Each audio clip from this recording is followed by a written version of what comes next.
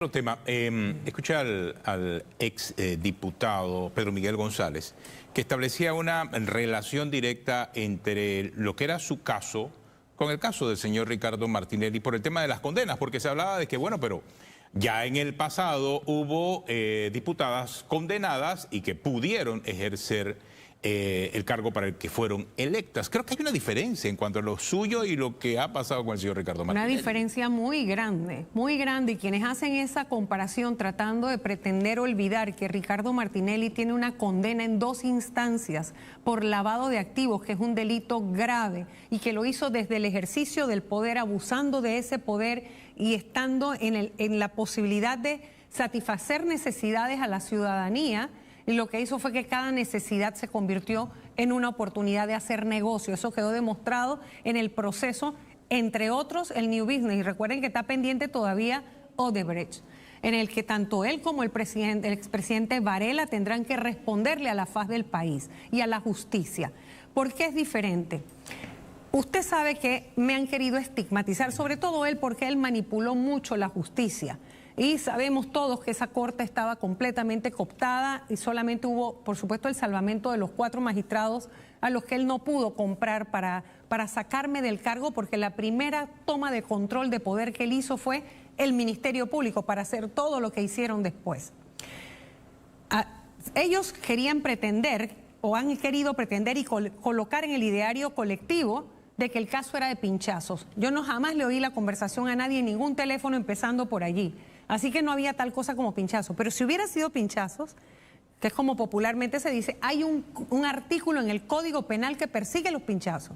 Mi caso fue por abuso de autoridad según ellos, porque ese es una norma abierta y era por cualquier cosa que causara perjuicio. Y ustedes saben, interpuesto por ese fiscal que se le vio metiéndose el dinero al bolsillo, que estaba extorsionando al papá de una joven que estaba detenida.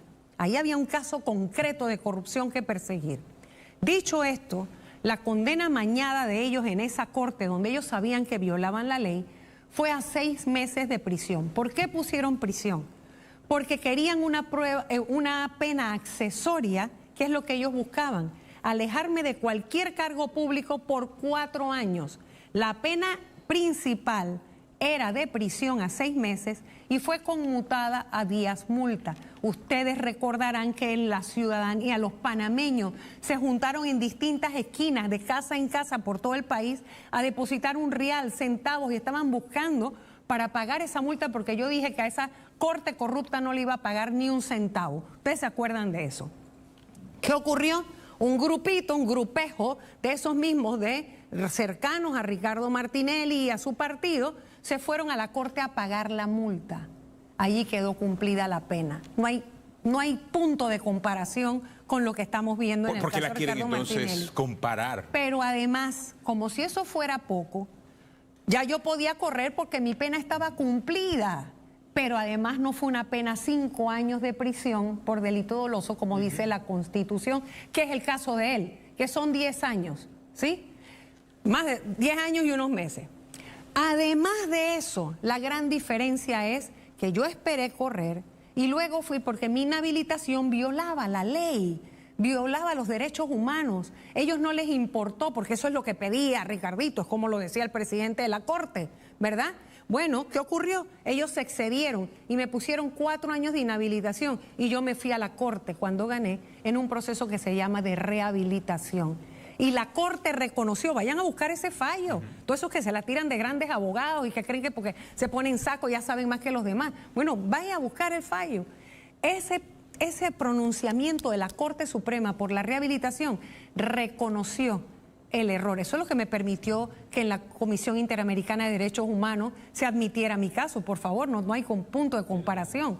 Así que inmediatamente rehabilitada, no hay más nada, no hay pena, no hay más nada. Yo podía ocupar mi curula. Así que no traten de enredar, porque eso es lo que se han pasado haciendo 10 años, enredando al pueblo panameño con una serie de recursos y vuelven y recurren la misma cosa y la recurren otra vez. No es que ellos tienen reveses porque la Corte le está negando todo, es que lo que piden es lo mismo. Y vuelven y piden lo mismo y le dan la vuelta a la cosa.